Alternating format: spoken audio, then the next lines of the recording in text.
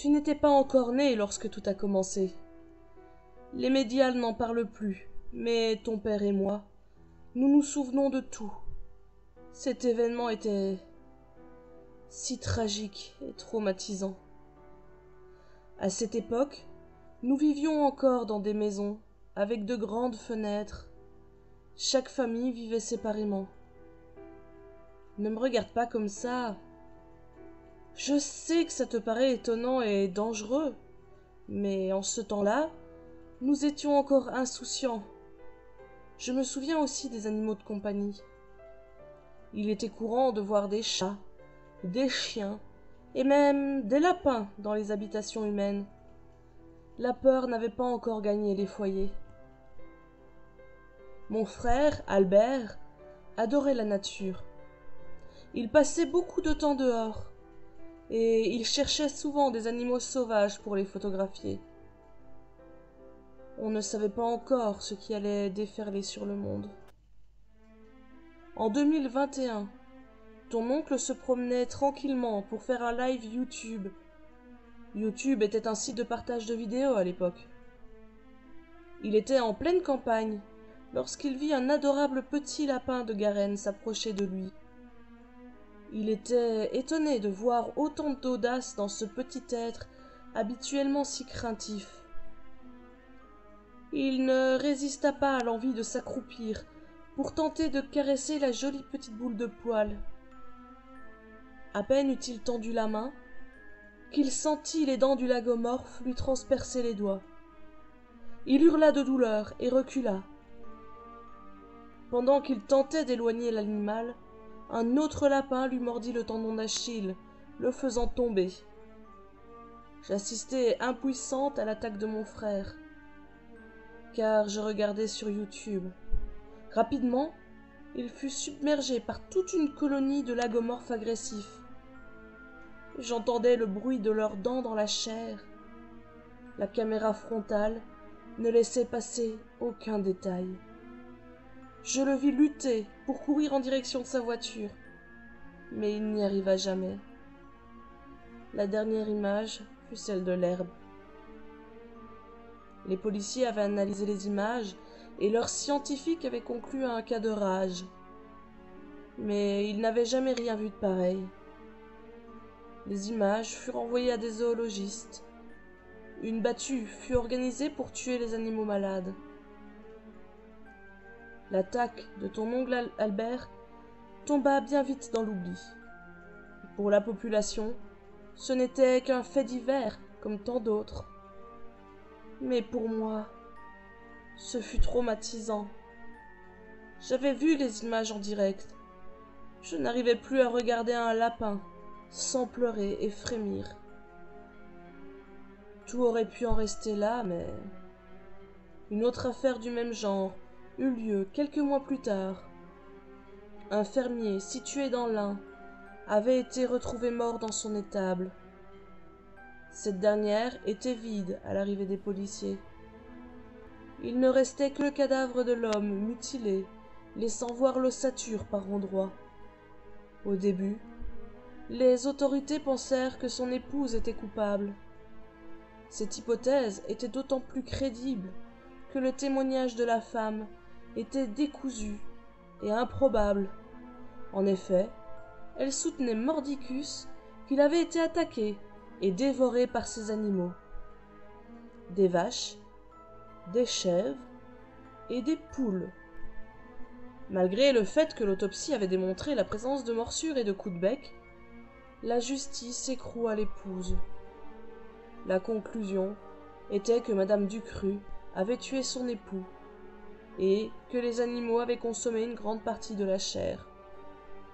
Ceci aurait donc rendu impossible de déterminer le mode opératoire. Malheureusement, ce genre d'incident se multiplia très rapidement. De plus en plus de gens étaient attaqués par des animaux qui étaient normalement pacifiques. Des animaux domestiques et des herbivores se mettaient à attaquer et même dévorer des humains. Chacun commençait à se méfier du règne animal. personne ne semblait à l'abri. Beaucoup firent l'acquisition d'armes à feu, mais aussi d'armes blanches.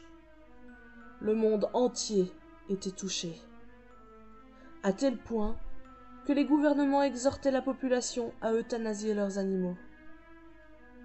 Malgré les découvertes de plus en plus fréquentes de cadavres humains mutilés, il existait encore des personnes qui refusaient de tuer leurs animaux de compagnie, arguant qu'ils étaient de leur famille ou leurs amis.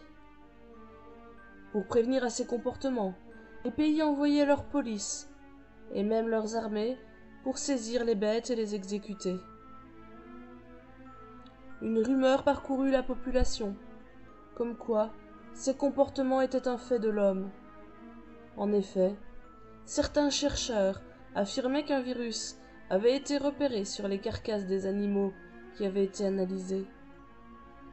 Ce micro-organisme avait été identifié comme étant le Frectinum, un virus plus vieux que l'humanité, qui avait été découvert dans la glace polaire.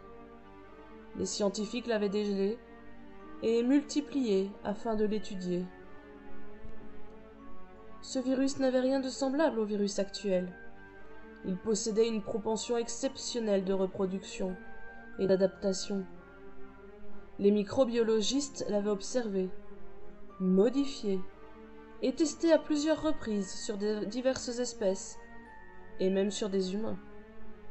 Les laboratoires avaient pour projet d'en faire une arme et de la vendre aux plus offrants.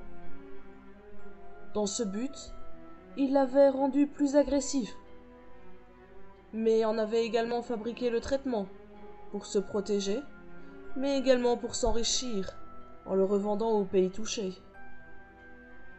L'info fut démentie, puis confirmée, avant d'être à nouveau rejetée par les différents États. Toujours est-il que beaucoup d'animaux étaient devenus anthropophages. Pour se protéger, les humains ont construit des abris sécurisés, réunissant une centaine de personnes, parmi lesquelles se trouvait le bras armé de l'État, les trappeurs, comme ils sont appelés chez nous.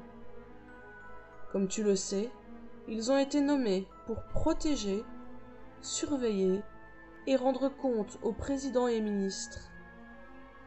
Tous les havres sont reliés entre eux via des souterrains. Je te raconte tout ça maintenant que tu es adulte, car, à présent, tu es suffisamment âgé pour réfléchir aux événements du passé. Il se passe des choses horribles.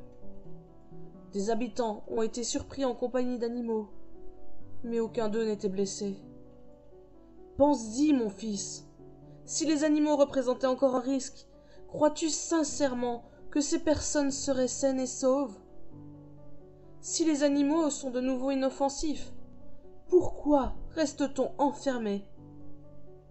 Pourquoi sont-ils encore interdits? Tu sais, la vie était très agréable avant l'épidémie de Frectinum.